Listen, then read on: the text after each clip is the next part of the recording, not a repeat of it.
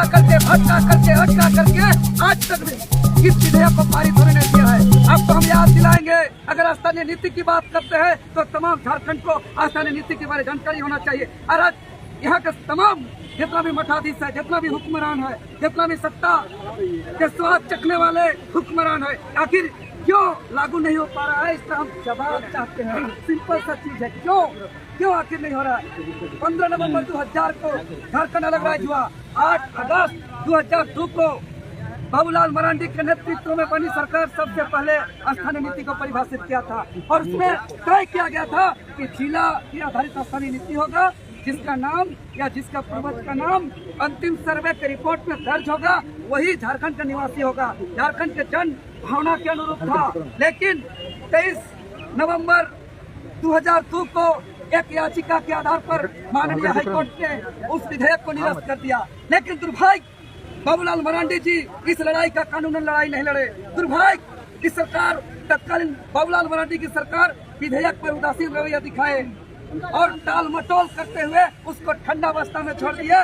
दुष्परिणाम ये हुआ कि अंततः जब उसके बाद 2010 में जब अर्जुन मुंडा की सरकार बनी थी तब एक मंत्रिमंडलीय का उप समिति गठन किया गया था यही स्थानीय नीति को परिभाषित करने के लिए। और तब उस उप समिति का हम दावे के साथ कहते हैं, शर्म आना चाहिए आजसू पार्टी को कि आजसू पार्टी के सुप्रीमो सुदेश कुमार महतो को अर्जुन मुंडा कार्यकाल में जो स्थानीय नीति मंत्रिमंडलीय उप समिति गठन किया गया था उसको मुख्य संयोजक बनाया गया था। लेकिन उन्होंने कोई जवाब नहीं दिया। उप समिति कहा क्या काम किया, कुछ नहीं हुआ। उसके बाद जब 2013 में फिर से जब तत्कालीन के समय में हेमंत सोरेन के नेतृत्व में सरकार बनी थी तो फिर से मंत्रिमंडलीय उप समिति का गठन हुआ था और तब तत्कालीन मंत्री स्वर्गीय राजेंद्र प्रसाद सिंह को मुख्य संयोजक बनाया गया था। बंधु तिर्की जी को उसका, विद्युत महतो जी को, ऐसे तमाम गणमान्य नेता को उसका सदस्य बनाया गया था। लेकिन वो लोग स्थानीय नीति पर कोई अनुशंसा नहीं किया।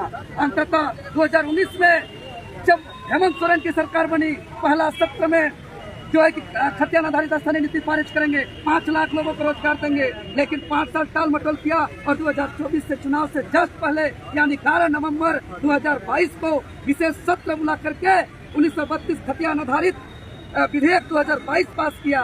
लेकिन जिसको पारित करते हुए राजभवन को भेजा, राजभवन में लंबे समय तक स्थिर अवस्था में रहा और जब फिर से जब शीतकालीन सत्र दिसंबर महीना में आया तब राजभवन ने उसको कुछ संदेश के साथ वापस किया। और उसी सत्र में यानी 20 दिसंबर 2023 को चुनाव, विधानसभा चुनाव को देखते हुए यहाँ के झारखंडियों को फिर से धोखा देते हुए उसको विधानसभा से पारित किया और आज तक ठंडा अवस्था में है।